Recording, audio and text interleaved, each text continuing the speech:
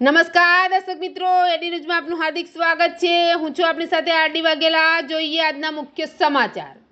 અંકલેશ્વર શહેર A division B division police મથક ખાતે રાષ્ટ્રીય ગાન વંદે માતરમને 150 વર્ષ પૂરા થવાના અનુલક્ષીને રાષ્ટ્રગીત વંદે માતરમના મૂળ સ્વરૂપનું સમૂહગાન તથા સ્વદેશીની શપથ ગ્રહણ કરવામાં આવ્યા હતા।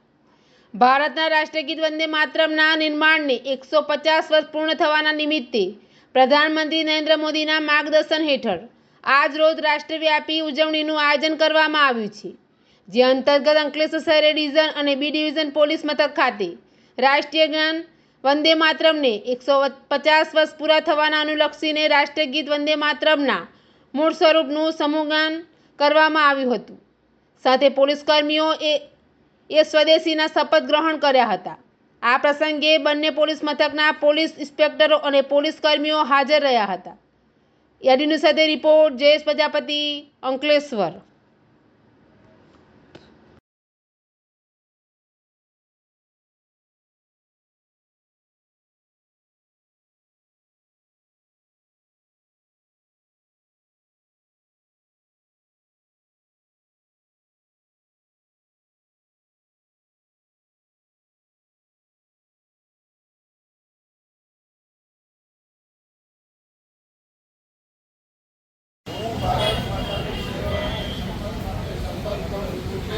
મારા રોજિંદા જીવનમાં વધુમાં વધુ ભારતીય વસ્તુનો ઉપયોગ કરી અને આયાતી વસ્તુઓને બદલે વૈકલ્પિક એવી સ્વદેશી વસ્તુઓ અપનાવી ઘર, કાર્યસ્થળ અને સમાજમાં ભારતીય વસ્તુને પ્રાથમિકતા આપી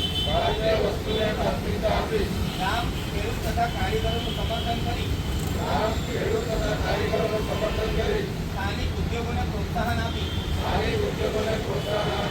યુવાનો અને બાળકોને સ્વદેશી અપનાવવા માટે પ્રેરણા આપીને નવી પેઢી સુધી તેનું મહત્વ પહોંચાડવા પ્રયાસ કરી પારિવારિક અને સામાજિક જીવનમાં ભારતીય ભાષાનો પ્રયોગ કરી પર્યાવરણ પ્રત્યે સજાગ રહીને સ્વદેશી અને પ્રકૃતિને અનુકૂળ તેવા ઉત્પાદનોનો ઉપયોગ કરી અને દેશના પ્રગત સ્થળોને પ્રાથમિકતા આપી। જય હિન્દ, જય હિન્દ।